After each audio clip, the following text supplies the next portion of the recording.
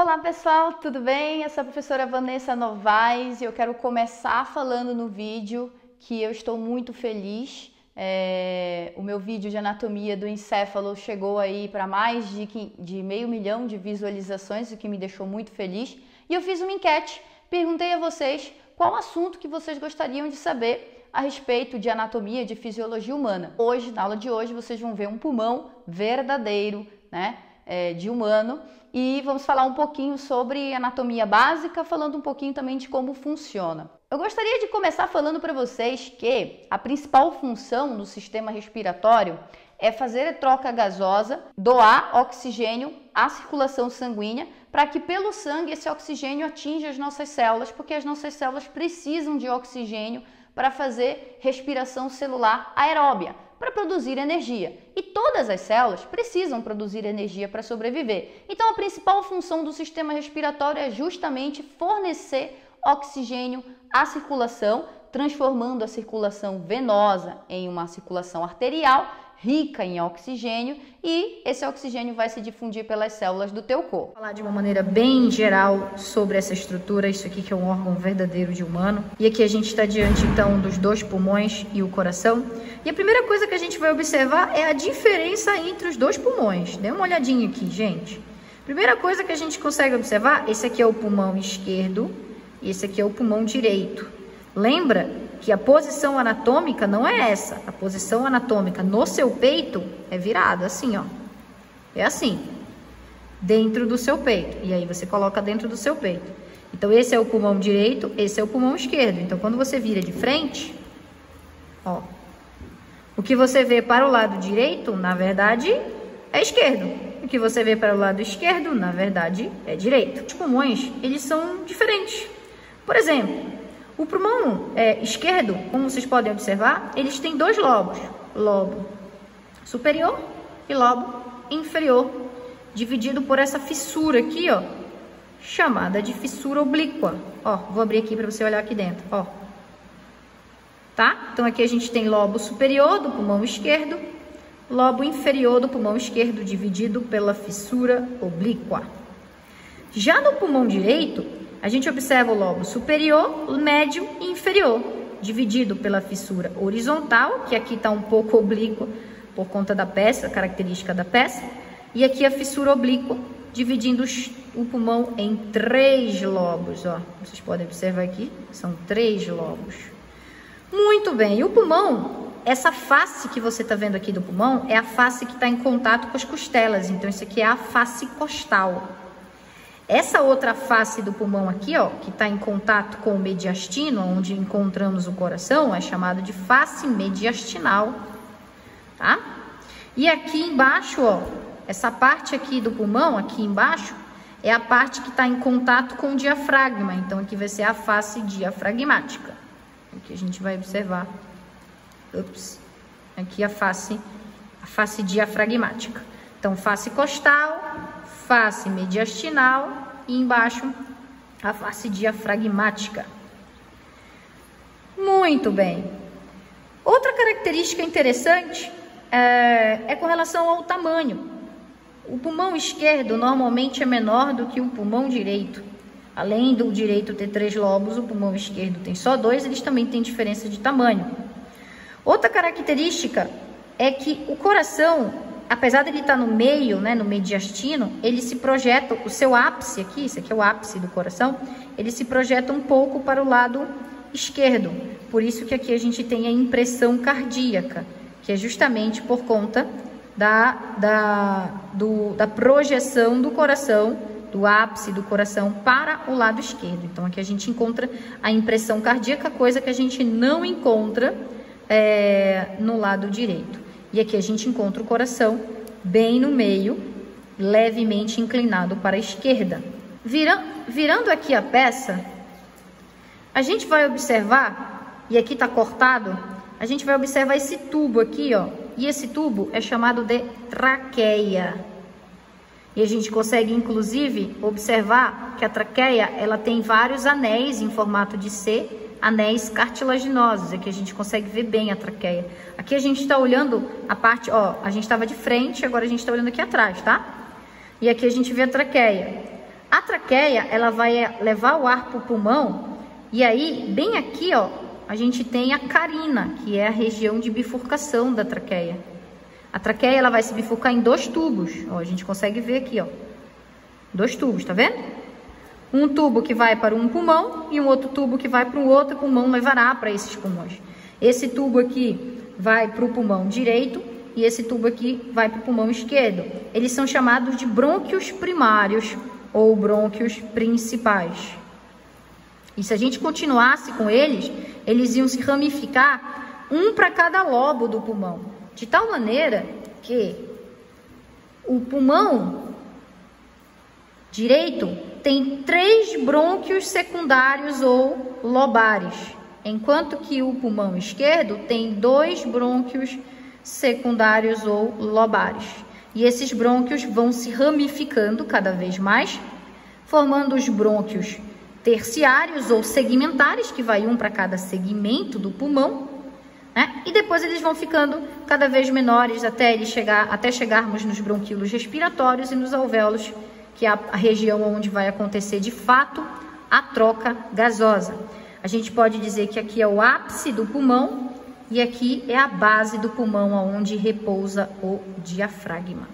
Aqui a gente encontra os vasos pulmonares, né? A artéria, veia pulmonar. Aqui também a gente vai encontrar os brônquios principais, entrando um em cada pulmão. E essa região inteira a gente pode chamar de hilo pulmonar, que é justamente aonde a gente tem a entrada dos brônquios principais e também os vasos lá do pulmão, a artéria e a veia pulmonar.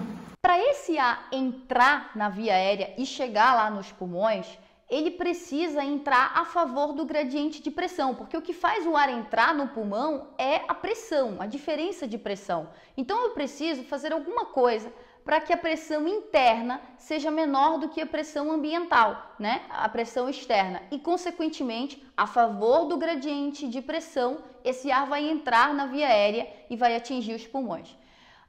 Como é que a gente consegue fazer isso, né? Fisiologicamente falando? Através dos movimentos da caixa torácica. Então, nós temos várias musculaturas associadas à caixa torácica que vão ampliar o volume do tórax e, consequentemente, quando a gente amplia o volume, a gente diminui a pressão ali dentro, tá? Porque quanto maior o volume, menor a pressão, é inversamente proporcional. Com isso, o ar de fora entra na via aérea. Agora, quando nós, fazemos a expiração, o que acontece é que a caixa torácica retrai, seja por um relaxamento da musculatura inspiratória, seja por uma contração da musculatura expiratória, porque nós temos músculos também que diminuem o diâmetro da caixa torácica. Se eu diminuo o volume, eu aumento a pressão e com isso o ar sai dos pulmões. Então, a primeira coisa que eu quero falar para vocês é que o pulmão não é ninguém sem músculo esquelético. Ele precisa da musculatura esquelética inspiratória e expiratória ligada à caixa torácica, e a principal musculatura relacionada à respiração é o diafragma, que fica na base ali do tórax. Outra coisa que muita gente não sabe é que o ar, quando ele entra na via aérea, ele vai entrar pela cavidade nasal, depois vai para a faringe, depois da faringe para a laringe, da laringe para a traqueia, da traqueia para os brônquios principais, e aí vai um para cada pulmão. Depois a gente tem ramificações formando a árvore brônquica, né, que são os brônquios principais, depois secundários ou lobares e terciários ou segmentares. Depois esses brônquios se transformam em tubos um pouquinho mais fininhos e sem cartilagem, chamado de bronquíolos. E dos bronquíolos nós temos a ramificação em bronquíolos respiratórios, sacos alveolares e alvéolos.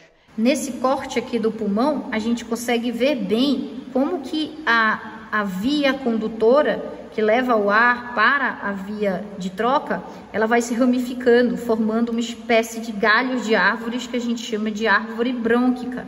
Então aqui a gente tem brônquios secundários, terciários, né, bronquíolos respiratórios, até a gente chegar em minúsculas partes chamadas de alvéolos, onde vai acontecer a hematose e, consequentemente, a troca, a oxigenação dos nossos tecidos.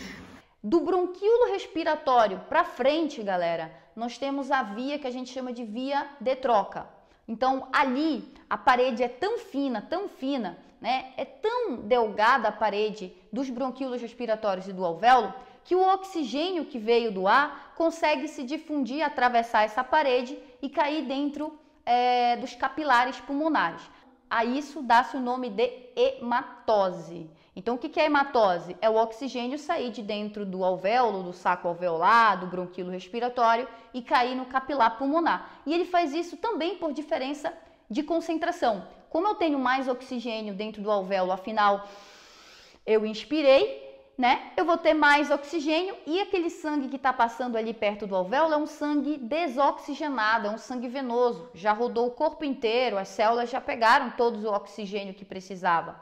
Então, como tem menos oxigênio na corrente sanguínea naquele momento, esse oxigênio se difunde para os capilares pulmonares e a gente garante então que a hematose aconteça por diferença de concentração e a gente pode dizer por diferença de pressão parcial, porque o oxigênio é um gás. Ao mesmo tempo, o gás carbônico que está em grande concentração nos capilares pulmonares, ele vai precisar sair porque ele é tóxico. E ele vai sair também a favor do gradiente de concentração, ele também se difunde agora para dentro do alvéolo, para depois ser eliminado na expiração. Então a mecânica ventilatória é importante, não apenas para captarmos oxigênio, como também para eliminarmos gás carbônico, que é uma substância extremamente tóxica. Aí você pode se perguntar, por que a gente tem tanta estrutura na via aérea? Por que a gente tem cavidade nasal, faringe, laringe, traqueia, brônquios primários, secundários, terciários, se essas regiões são chamadas de espaço morto anatômico, que é a região do sistema respiratório que não acontece troca. Mas a impressão que a gente tem é que aquilo ali não serve para nada, mas na verdade serve, tá? Não serve para realizar a troca gasosa, mas enquanto o ar está passando por todas essas regiões, ele está sendo preparado para chegar na via de troca, que é a via respiratória, onde acontecerá a hematose. O que vai acontecer por esse caminho aí? Primeiro, quando o ar entra, nós temos pelinhos aqui que vão filtrar esse ar. Então, a gente já tem uma limpeza desse ar que entra. Quando ele passa pela cavidade nasal, tem as conchas nasais que são muito vascularizadas. E aí, o calor do sangue aquece esse ar que entrou na via aérea.